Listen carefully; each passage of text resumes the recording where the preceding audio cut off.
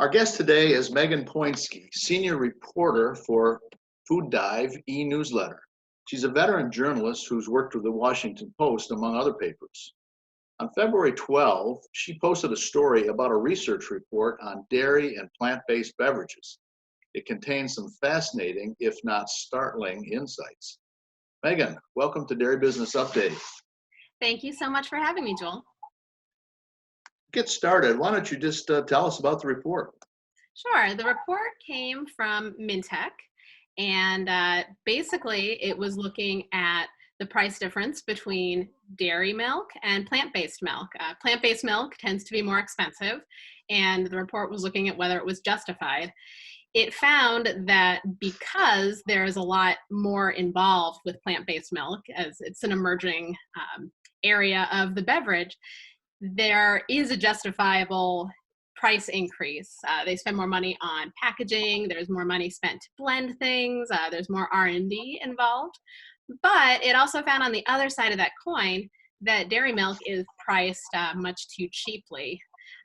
One of the things the report did was it broke down kind of where the money goes in terms of profits from both.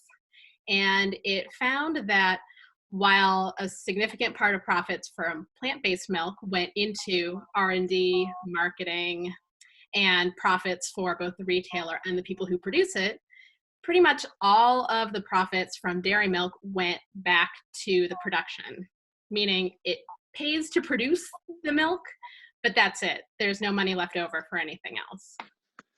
And from a retailer standpoint, the higher price point is an advantage there too, I suppose.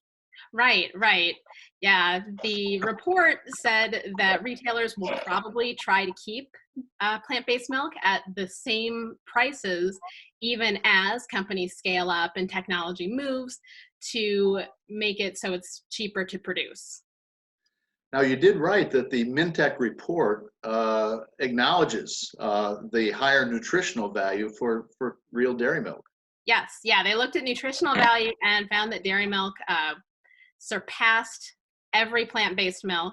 The only one that came close was oat milk, which does have a lot of protein, but dairy milk still has more. And the examples that they gave of some new products, innovative dairy products, kind of pointed the direction that Mintech thinks dairy should be going. Is that right? Right. Well, those were things that I brought into the report. It was not Mintech, but thank you. In looking at the overview of the report and showing that, yes, there's a lot of innovation going on in plant-based, there are areas in dairy milk that have been profitable and really do bring in new consumers that are more innovative. The A2 Milk Company has almost doubled its sales growth in the United States in the last year.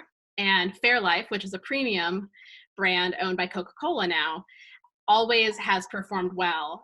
In their last several earnings reports, the CEO of Coca-Cola has called out Fairlife in particular as a strong growth brand.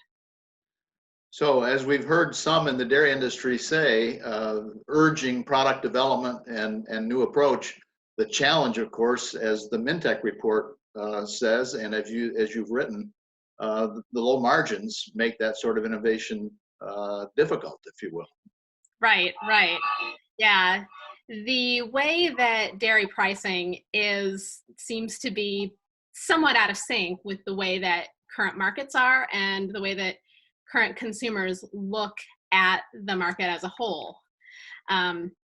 Back many years ago, people always bought dairy milk, but today, with plant-based milk making up 14% of the category, and in 2019 it grew at a 5% clip where dairy milk stayed relatively static, there's a lot of people looking at other options. So in order for consumers to look more at dairy milk, it makes sense to do more to innovate and bring something new to the category.